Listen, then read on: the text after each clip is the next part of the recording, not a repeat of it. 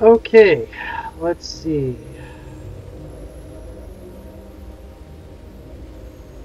So let's go this way again. Oh, welcome back to the Adventures at Neverwinter Nights original campaign. We're in the snow globe still. It's summer and the dwarves are crazy. My theory, and I'm not quite sure about this, my theory is that depending on which side of the snow globe you're talking about, depending on which side of the snow globe is up, you have people that are one side or the other will be insane. Why the dwarves? I'll just go through this.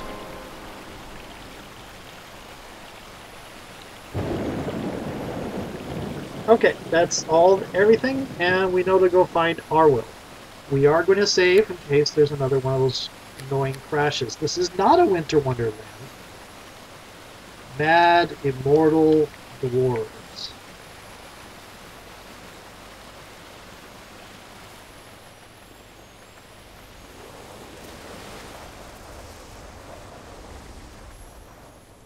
Okay. There's a campfire, and there's this cave we found right before the crash. There's Sharwin. She goes invisible. She's invisible, so I only see her when she's close, which means I'm only really hearing her. I am Arwill, leader of the Dryads. I bid you welcome. Your kind is strange to us. We are used to seeing only the dwarves who attack us on sight. Yep. For what reason have you sought me out, human one? Is there some boon you would ask of me? Why are the dwarves at war with you? The dwarves cannot be reasoned with. They slaughter my sisters and chop down our trees. It is as if they are possessed by a kind of madness. Yet sometimes I feel the dwarves are not solely to blame. I do not speak of this with my sisters, but there are times when things are not clear. As if I am in a dream or a nightmare. I have dark visions of me and my sisters unleashing our magic on the dwarves and reveling in the slaughter. I cannot help but wonder if we Dryads do not sometimes succumb to the same bloodlust as our foe. Have you always been at war with the dwarves? I think not, though it is hard to remember anything else. But within my mind there are fleeting images of a time long, long ago, a time when dwarf and Dryad stood side by side. We were slaves to a terrible master, a monstrous creature of pure evil. Dwarf and nymph alike served this being, and together we dared stand against it. But the memories are clouded and unclear. A trembling reflection in a muddled pond. Perhaps they're not even real, for it seems as if our war with the dwarves has raged since the dawn of existence. Okay, I want to ask you some questions. As you wish, human female, what wisdom I shall gladly share with you, though I know little beyond the endless war with the immortal dwarves. What is this place? How can this world exist inside a snow globe? Forgive me, I do not understand your question. I know nothing of the snow globe of which you speak, and our world is as it is. We know of no other life but this one constant, endless war with dwarves. Okay. May the earth be ever soft beneath your feet, but travel with care, good woman. Danger is ever present. What is this? It is a portal. We're going to go down this way. I'll put you... Oh, I get it. They die and they come back to life in there. That portal.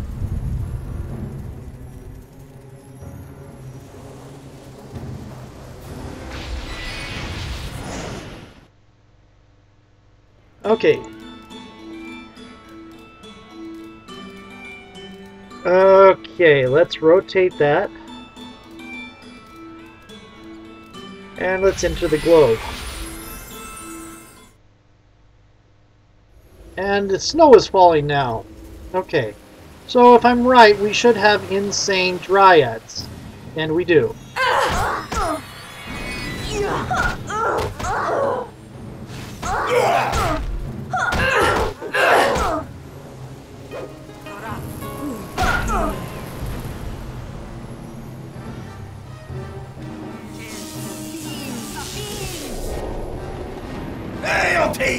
We don't see many strangers around here, but you ain't attacking me on sight like them dryads, so I guess there ain't no harm in talking to ye. Why are the dryads fighting with you? We're not for knowing, not really at any rate. Them dryads is crazed. Kill them 1,000 times, they just keep coming back for more. I want to ask you some questions. You got questions, you really should speak to Hod. He's the leader of our clan in our war with these damn immortal dryads. Them bloody tree huggers won't stay dead. Even the trees that get chopped down to spring back up again. But they're not for beating us neither, because we seem to be reborn just the same. Can't explain it to you better than that. Maybe Hod can make it more plain. Where can I find Hod? Hod be in the northwestern area of this region. He'll be hard to find for sure. Just be careful in the northeast. There be the home of the immortal dryads. What are you doing in this place? We be dwarves of Hod's clan. That much is true and simple. And we do what Hod tells us. Mostly that means fighting them battle-raged dryads. You know anything more about the dryads? The leaf lovers ain't saying that much I know. Every tree hugger you meet's an enemy. If you seize them, best hope that they don't see you or you're in for a fight.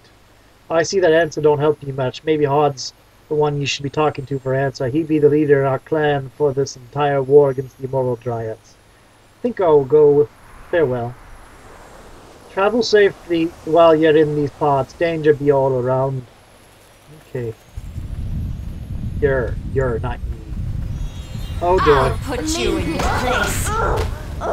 There's another one. I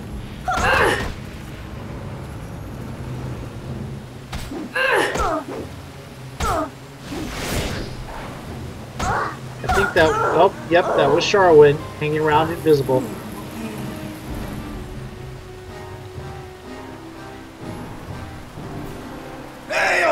Okay, I think I'll go now. Let's see, Hod should be up here somewhere. Whoa. Me name be Hod, leader of this dwarven clan. We don't see your kind around here much, but at least you ain't attacking us on sight like them crazed dryads. This is something I can help you with. Why are the dryads at war with you? Leaf lovers cannot be reasoned with. They're mad, I tell you. They attack us on sight, unleashing their fey magic upon me and me kin. And yet in me heart I wonder if the dryads are the only ones to blame. I don't speak of it with me kin, but sometimes things are strange, like I be having a dream or a nightmare. In me visions I see dryads slain and their chiefs dropped down by me own kin's axes. Aye, 'tis enough to make me wonder if we dwarves have ever fallen into the same strange madness as the tree huggers. Have you always been at war with the dryads? Nay, I think once it would have different long ago, though it be hard to recall naught but bloodshed. Yet there be strange images haunting me dreams of dwarf and dryads standing shoulder to shoulder. Really? You're standing shoulder to shoulder with a dryad? Yay, it's a figure of speech, lassie. Obviously not literally shoulder to shoulder. They'd have to get down on their knees, or I'd have to get up on a stool. I see another time when my kin and the leaf lovers had both served under a terrible master, slaves to a faceless shadow of evil. But the memories be dark as shadows in the heart of mine. Maybe me thoughts is not even real. Aye, it truly seems me kin has always been at war with the dryads. Ask questions. Snow globe, ach, you're talking daft. The world is the world, right enough. There'll be nothing more to it than that. And the way of the world is war, never-ending war with the tree huggers and their failed magic. Thank you, I will go now. Aye, and good luck to you. Mind yourself, as you never know where the dryads might be lurking. And that is the dwarven portal for where they're reborn. I have a feeling their resistance against their evil master did not succeed, and they got trapped like this to prevent them from having a resistance again. This is my guess. Curse of the Snow Glow. Curse of the Snow Glow. Hod's Journal, Arwill's Journal. This is the Journal of Hod, leader of the Snow Globe Dwarves. The final entry is of particular interest. The dryads came at us again using their foul magic. The fighting was bloody fierce, but at least we drove the tree huggers back. How many times did I die in that battle only to be reborn and slain again? Does it even matter anymore? Fighting, death, rebirth, fighting that never ends. Sometimes in my dreams I see a different world. I see dwarf and dryad working together and allied against a common and terrible foe in a bid to escape this pointless existence. I remember the fading echoes of a powerful talisman, a tool to free both them dryads and we dwarves, the Amulet of Ages. Is it a memory of a time lost, or a hope for the future? If the dryads would only listen to reason, then maybe. But they are mad and attack us on sight. The fighting will never end, and the pointless existence will continue forever. Okay, let's look at our wills. This is the Journal of Our Will. Why do dryads keep a journal? The dwarves fell upon us yet again. Their savagery was terrifying, but at last I and my sisters managed to drive them off. How many times was I slain in that battle, only to be reborn and slain yet again? Does it even matter anymore? War, death, rebirth, the cycle never ends. Second verse, same as the first. In my dreams there are visions of a different world. I see dwarf and dryad working together, allied against a common and terrible foe in a bid to escape this pointless existence. Third verse, same as the first. And I remember the whisper of a powerful talisman, a tool to free both dryads and dwarves, the Amulet of Ages. Is this a beautiful memory of a time long forgotten? Or a promise of hope for the future if we could only speak with the dwarves and make them understand? But they are mad with bloodlust and attack us on sight. I fear this gruesome cycle will continue forever, and this brutal existence will never end. Okay. I am continuing to believe. Oh, there's a dragon. You are not one of my slaves. It is strange for me to see one who does not cower and flee in terror at my presence. I find your courage intriguing. Yes, well, it's the helmet. I'm immune to mind-affecting things. Visitors are a great curiosity in my world, so I will forgive your intrusion. Tell me, puny one, why have you come to my realm? I am Millie Swift. I'm searching for the words of power. Your name means nothing to me, female. I have been too long absent from your world. But the word of power, that is something with which I am very familiar. There was a time when I would have snuffed out your existence for daring to even mention the word in my presence, but centuries of solitude have cooled the passions of my icy blood. I can tell you of this word of power if you wish, though its magic is far greater than anything your trivial intellect will be able to comprehend. Yes, I will tell me about the word of power. The word is an ancient magic fashioned by the created race that ruled the North before the time of manlings. Even I was not yet hatched when they vanished from the world. I was able to harness the magic of the word and use it to shape this realm, to give eternal life to my slaves and make my own body immortal. Where's the word now? The magic of the word sustains this realm and my own existence. It is never far from me. More than this I will not tell you. The word is mine, you shall never have it. Is there nothing I can offer in exchange for the word? Well, can you offer immortality? The word sustains me, it is life itself. There is nothing you can offer in trade, mortal. I want to ask you something else. I will grant your request, P1. Ask your questions. I shall share my infinite wisdom with you as I see fit. Who are you? Long ago, I was known as Mafel no Se Kedena in the old language. There was a time when I was known as Winterfang in the tongues of the Manlings. But these names are nothing now. They are forgotten and vanished from your world, as I am I. Now I am the builder, the creator, the master. This realm is mine, and within it all bow down to me. How did you end up inside this snow globe? I am ancient beyond comprehension, even by the reckoning of my dragon kin. We worms are not immortal, though you may seem so to a short-lived creature such as yourself. When I first felt the fingers of enfeeblement creeping through my flesh, I vowed I would not sit idly by to await my inevitable end. I created this world for myself. It is a haven where I am safe from the ravages of time. What is this place? How does this world even exist inside a snow globe? I cannot even begin to explain the magics I used to create this realm to a creature so pitiful as you. Suffice to say, this realm is mine, created using the ancient magic to create a race bound in the word of power. I want to ask you something else. Can you tell me anything about the dwarves and dryads? They are my creations, my servants, my slave. I gave them eternal life when I built this realm, that they might serve my every need. But my needs are few, and it is rare that I am forced to call upon the creatures for their service. It has been many centuries since I last spoke with them, and now they only cower in fear or flee in terror at my approach. Why are they always fighting each other? Slaves must have an enemy. If they do not, they will turn against their master. I learned this once long ago. The dwarves and dryads were plotting against me. I gave them existence and eternal life, and they dared to conspire to defeat me. I could have destroyed them, but they are my servants. I would only be destroying my own property. Instead, I bound their loyalties to this realm so that neither dwarf nor dryad would ever work together again. Now they have each other to hate, and I am left in peace. When I have need of one race to serve me, the other is consumed by an insane bloodlust. When I have need of the other race, the spell is inverted, and those who were sane are now taken by the madness.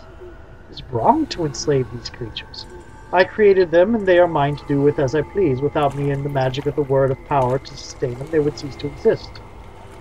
Okay, I should go now. Then I give you permission to take leave of my present small one.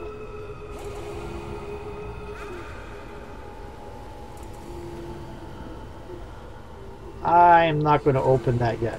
And Charwin is teleporting around. Ooh. A broken amulet of the ages.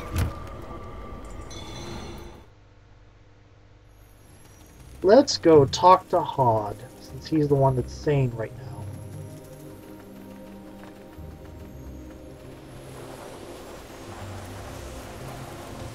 Aye, me and me clan bid you.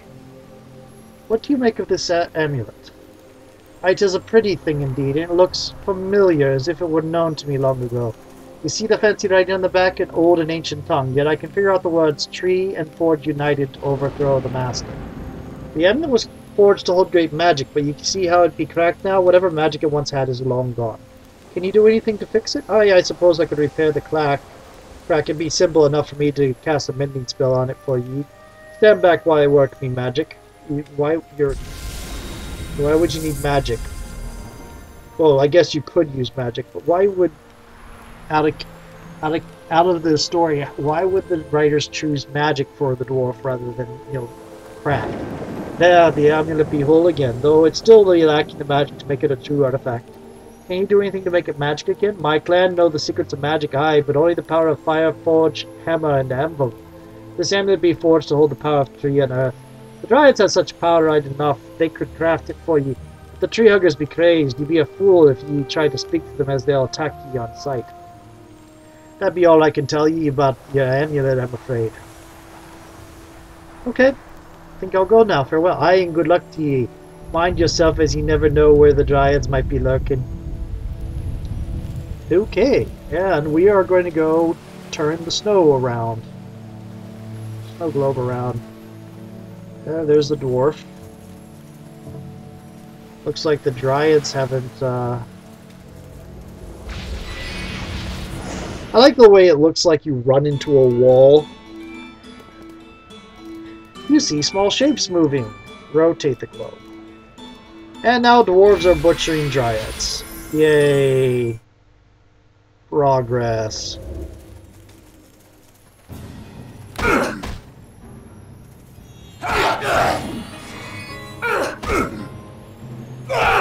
I'll put you in your place.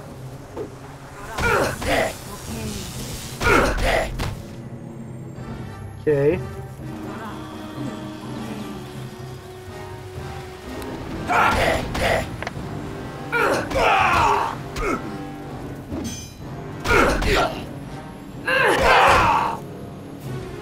Okay, what does it say about the drained amulet of the ages?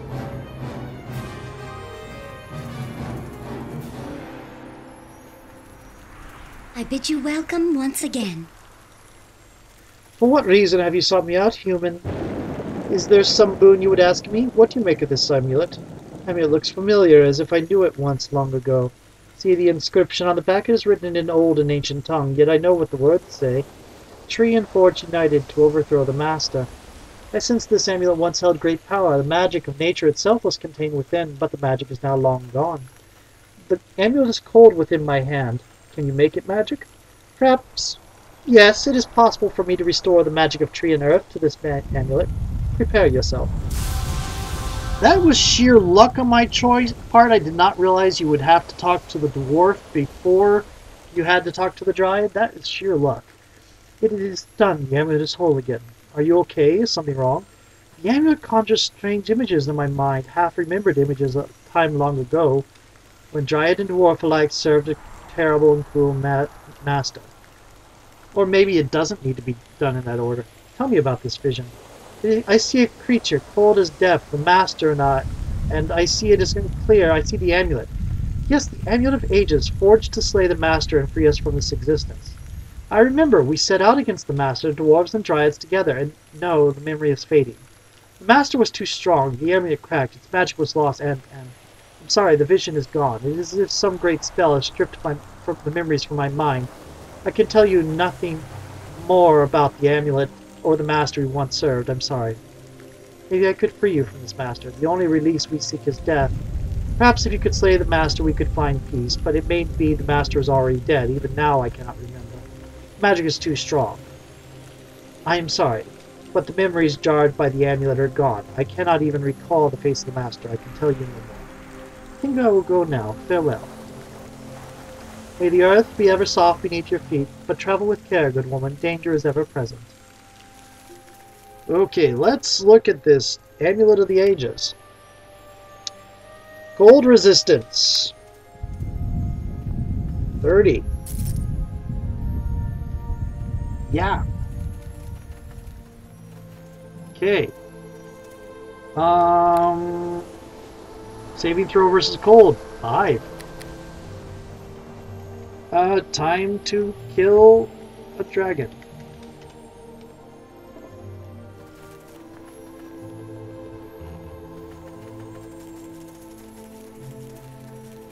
Okay.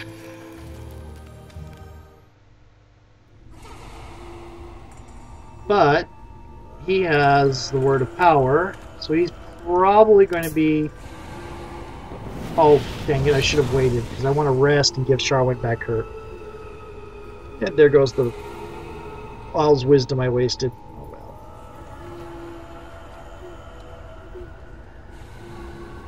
Did I remember a timer? I did not. I'm going to call this 15 minutes and say I have about 10 minutes left. Or you know what? It might be short, but I'm going to save and start a new